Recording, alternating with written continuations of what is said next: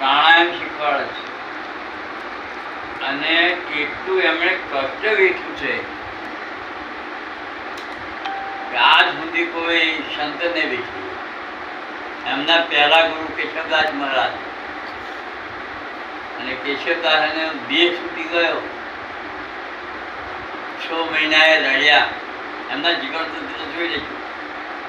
એ રડ્યા કે હવે મારું બેલી કોણ? પૈસા ટકા ધન દોલત બધું મને મળશે, પણ મારે જ્યાં જવું છે, મારે જે ભગવાનને મળવું છે એનો રસ્તો બતાવનાર કોણ? આ રડે કરવાનો ગમગીન થઈ ગયા. એ દરભંગાથી 4 જણા આવ્યા અને ઇન્દ્રોણ સાવલી મેં રોકાયા. તો ત્યાં કોઈને પૂછ્યું કઈ કોઈ ભગતનું ઘર છે? કે આ રણછોડદાસ મહારાજનું છે.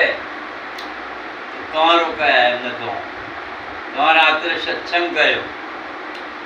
સત્સંગ કર્યો એટલે રણછોડદાસ કે આ તો જ્ઞાની છે, બહુ ઊંચું જ્ઞાન છે એમની પાસે.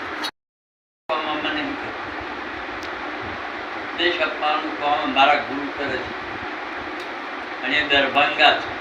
હજુ છે 450 વર્ષ થયા, હજુ એ છે. એમનું શહેર આડપિંજર જંગલમાં રહ્યા છે.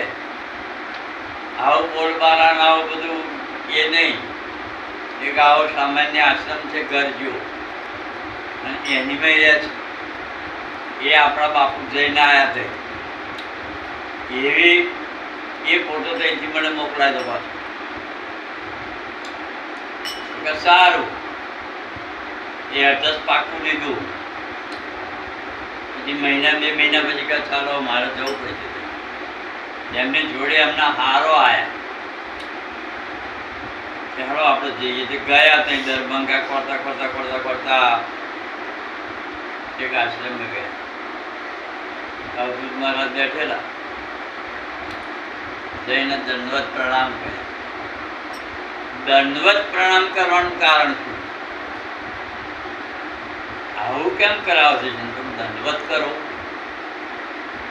શું છે? એમ પગે રાખી ના ચાલે ઉભા ઉભા. એ દંડવતનું ઋષિમુનિએ ખોજ કરી. અહમને તોડવા માટેનું છે. બીજું કશું છે એ નમાવતા નહીં, પણ પોતાના અહંકાર